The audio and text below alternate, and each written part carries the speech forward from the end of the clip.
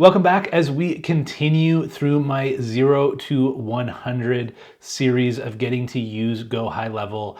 The objective of this video is to click every single navigation item inside of the HighLevel agency dashboard. Now, prior to signing up, which I just did yesterday, I have not seen the agency dashboard at all.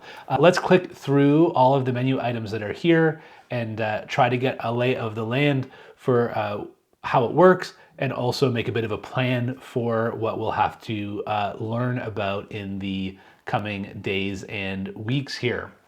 So this is my new HighLevel agency account.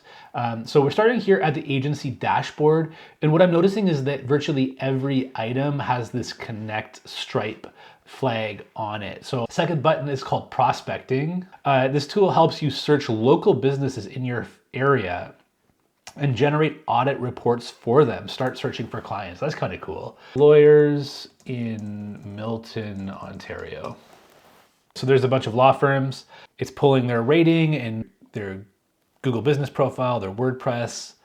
The next item I think is probably the one that we're all very interested in, which is this idea of creating sub-accounts, creating in this particular tier an unlimited number of sub-accounts for other businesses to use. I did get a little bit ahead of the videos yesterday and created a couple of sub-accounts. Otium is the one that just showed up when I signed up for my trial yesterday. And then these other three are actually all sandboxes. Even this one up here called Blue Cat Cabins. This is a domain name that I own just to build out sample workflows and sample communications from. And I see that there's a little kind of dashboard over here about what's been sold and connected and those types of things.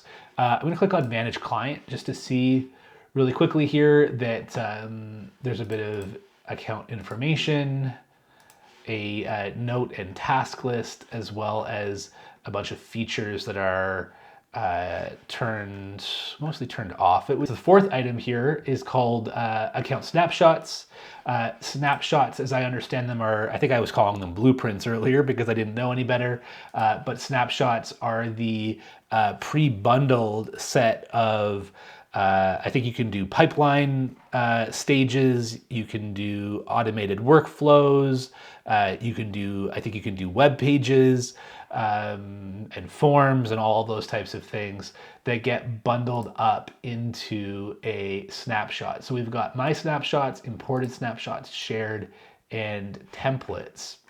See this button up here that says create a new snapshot, and my assumption that we'll test later on is that I can take one of these sub accounts, turn it into kind of my perfect prototype, and then save that to some name so that I can deploy that kind of perfect prototype out to new sub accounts as snapshots. Reselling, this looks kind of familiar to what was inside of the sub account settings. Marketplace kind of looks just like HighLevel's additional items, right? Like the white label version of the mobile app, or getting their people in-house to do some setup. So, and I think that's different from kind of the app marketplace that's down here. The affiliate portal. I honestly can't remember if I signed up for the affiliate program for HighLevel like a year or two ago for some other, maybe like a blog post or something, or if this just happened because I signed up for an account of my own yesterday. But when I got in here, this affiliate portal was already kind of set up, and it had my hyperlink here. So in either case, whether that means that they've just proactively generated a referral link for me, or if they did know that I already had one and matched it up in the back end, in either case, I think that's kind of impressive. We've got the dashboard, some reports, some payment details, which I haven't set up yet. Okay, so, payment history. Okay, so that's the affiliate portal. The template library has these various like themes and templates back in here, but it says that I need to be on the $497 plan to add your own templates to the template library. And if I click not now, it actually bounces me right out of there. So we've then got partners where we can just search through their partner directory. As far as I can tell, being an affiliate and being a reseller are not the same as being a partner. A partner would be more of like a certification or a listing that would be in here. University also opens in a new tab. It seems to have these kind of 3 courses or learning paths that are available.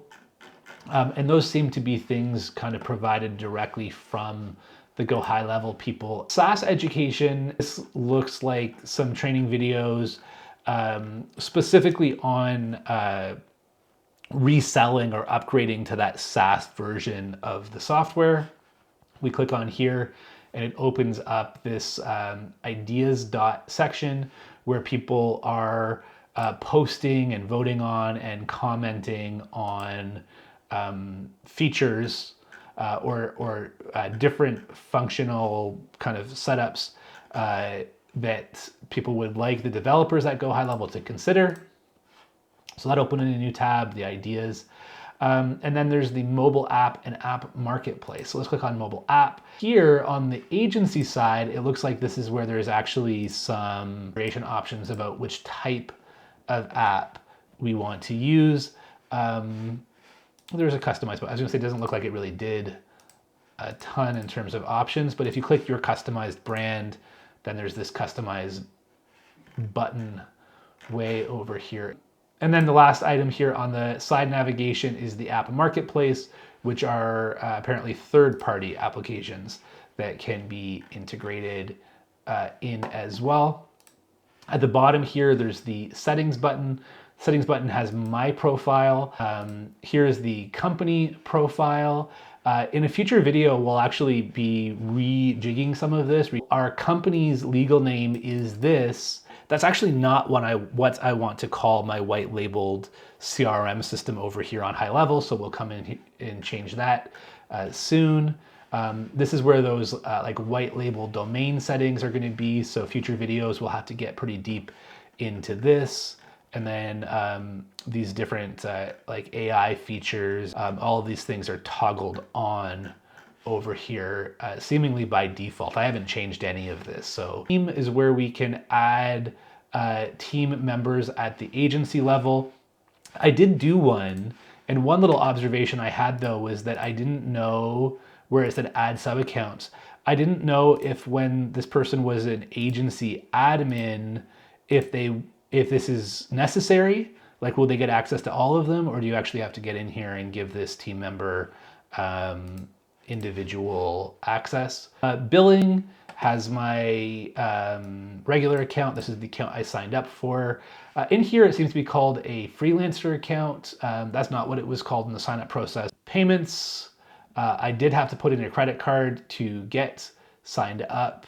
Wallet and transactions, I haven't really learned this yet, but my understanding here is that both for like my phone system and my email capacity, as well as that of my clients, this is where there will be the additional charges. The phone integration, I don't think I'm going to click this quite yet because I'm sure it'll unlock a whole bunch of other options that we'll have to consider. Almost the same thing here in email services. Are we using the email connector system or a different one? I think the only other one in here is Mailgun, but both are options.